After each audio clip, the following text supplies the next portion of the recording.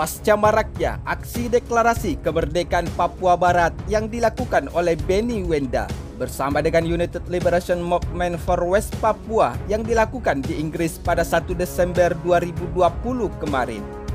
Tentunya menuai polemik atau pro kontra bagi beberapa anggota separatis dan bahkan salah satu organisasi agama di Papua beraliansi terhadap deklarasi kemerdekaan Papua Barat yang dilakukan oleh Benny Wenda. Walaupun beberapa anggota dari organisasi GMKI menolak untuk memberikan dukungan terhadap Benny Wenda yang menyatakan jika Papua Barat telah merdeka dari Indonesia, sebagaimana yang telah diungkapkan langsung pada tanggal 4 Desember 2020 kemarin. Namun tidak bisa dipungkiri jika beberapa negara saat ini juga turut mendukung pergerakan ataupun kemerdekaan Papua Barat yang dideklarasikan oleh Benny Wenda di Inggris kemarin. Hal ini dapat kita lihat dengan terlibatnya beberapa negara Eropa seperti Inggris maupun Australia, Vanuatu, dan Amerika Serikat sendiri yang telah berani memberikan dukungan dan suara untuk kemerdekaan Papua Barat dari Indonesia di Parlemen Perserikatan Bangsa-Bangsa. Bahkan dukungan dari negara Uni Eropa seperti Inggris terlihat tidak main-main, sebab Inggris secara jelas-jelas telah melindungi Benny Wenda setelah melakukan kericuan di Papua dengan melakukan deklarasi Papua Barat merdeka. Inggris melindungi Benny Wenda yang saat ini berada dalam perlindungan negaranya.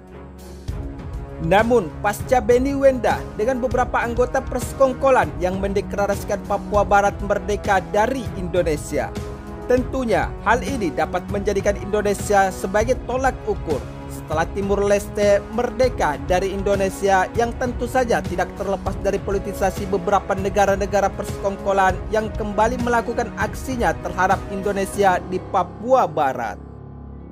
Misalkan saja beberapa puluh tahun yang lalu Timur Leste telah melakukan pemberontakan terhadap Indonesia dan mendesak agar terjadinya referendum hingga Timur Timur saat itu dapat merdeka dan berdiri sendiri tanpa campur tangan NKRI di dalam sistem pemerintahannya. Namun yang patut diwaspadai oleh Indonesia saat ini adalah kembalinya terjadi peristiwa yang membuat Ibu Pertiwi berduka dengan berpisahnya Timur Timur atau Timur Leste dari Indonesia. Sebab pasca Timur Leste merdeka tidak membuat negara tersebut lantas merasakan hasil kekayaan sumber daya alamnya yang melimpah ketika negara asing ikut terlibat untuk mengeruk kekayaan sumber daya alam ataupun kesejahteraan masyarakat Timur Leste sendiri. Tidak sampai di situ saja, yang lebih ironisnya lagi, pasca Timur Timur didesak untuk melakukan referendum dan hingga Timur Leste merdeka dari Indonesia, beberapa negara telah melakukan penyerangan terhadap Indonesia baik secara politik maupun secara langsung.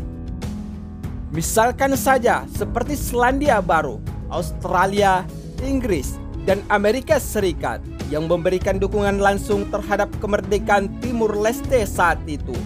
Walaupun saat itu Negara Kesatuan Republik Indonesia melakukan perlawanan dan menentang aksi ataupun dukungan dari keempat negara persemakmuran tersebut serta melakukan pengiriman pasukan yang hingga banyak menjadikan Tentara Nasional Indonesia gugur sebagai kusuma bangsa. Namun Indonesia saat itu tidak berdaya karena Indonesia harus dibenturkan dengan pelanggaran hak asasi manusia yang merupakan payung hukum dunia internasional.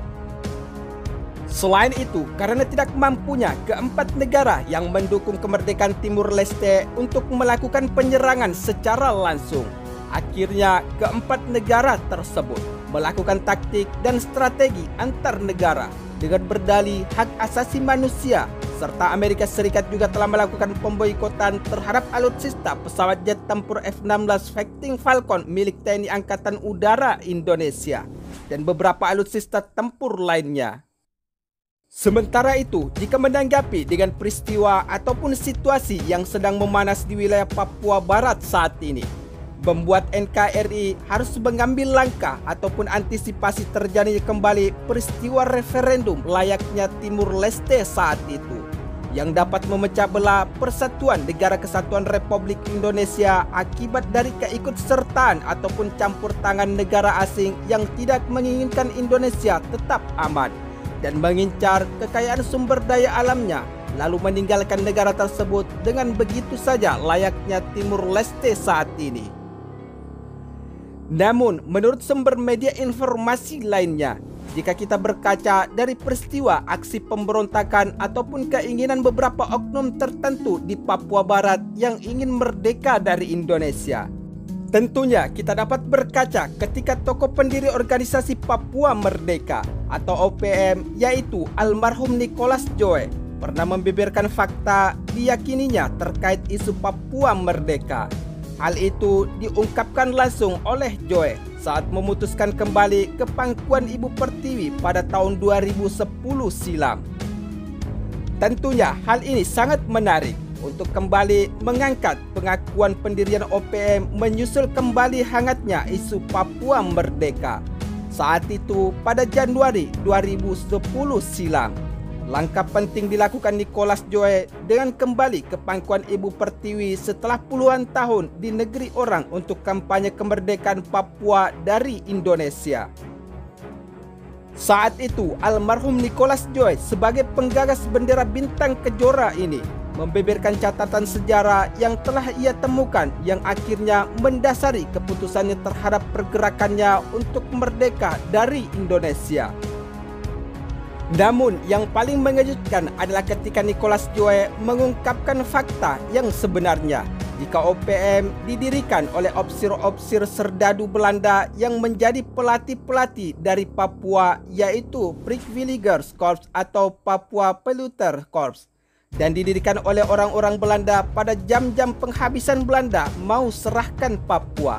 Mereka dirikan itu supaya Papua berdiri melawan Indonesia, kata Joy dalam kesempatan tersebut. Selain itu, Joy mencoba menjelaskan bahwa tokoh dan simpatisan OPM telah salah kaprah dan tak memahami sejarah awal mulai isu mencuat. Menurutnya, banyak orang Papua, terutama anak muda yang tidak tahu apa-apa, bergabung atau menjadi simpatisan kelompok OPM. Sementara itu, menurut sumber media informasi terkait, Nicholas Joy yang akhirnya dikenal sebagai tokoh pro-Indonesia setelah kembali ke tanah air meninggal dunia di usia ke-94 tahun. Ia lahir pada 24 November tahun 1923 di Jayapura. Namun, selain jadi tokoh sentral di balik berdirinya OPM, ia juga menjadi orang yang diperintahkan Belanda membuat bendera kebangsaan bintang kejora. Sehingga sejak tahun 1960 hingga tahun 2008 lalu, ia tinggal di Belanda dan selama itu dimanfaatkan elemen separatis di luar negeri untuk meminta kemerdekaan Papua ke Perserikatan Bangsa-Bangsa. Saat itu, Nicholas Joy awalnya dibawa ke Belanda dengan iming-iming akan diberikan kemerdekaan bagi tanah Papua. Namun terakhir, beliau menyadari jika hanya janji palsu. Tentunya, jika kita berkaca dari peristiwa kemerdekaan Timur Leste dari Indonesia dan campur tangan beberapa negara asing yang ingin mengeruk kekayaan sumber daya alam Indonesia dengan melakukan adu domba dan hingga terjadinya referendum dengan berdalih hak asasi manusia, Papua Barat bisa saja merdeka jika pemerintah Indonesia lalai, dan Papua Barat bisa saja melakukan hal tersebut jika tidak pernah memikirkan masa depan bangsa dan negaranya di masa yang akan datang. Hal ini tentunya berdasar kepada Timur Leste yang telah berhasil memisahkan diri dari wilayah kedaulatan Negara Kesatuan Republik Indonesia. Namun pada akhirnya negara tersebut hingga saat ini malah dianggap sebagai negara tertinggal dan salah satu negara termiskin di dunia walaupun memiliki kekayaan sumber daya alam yang melimpah saat itu.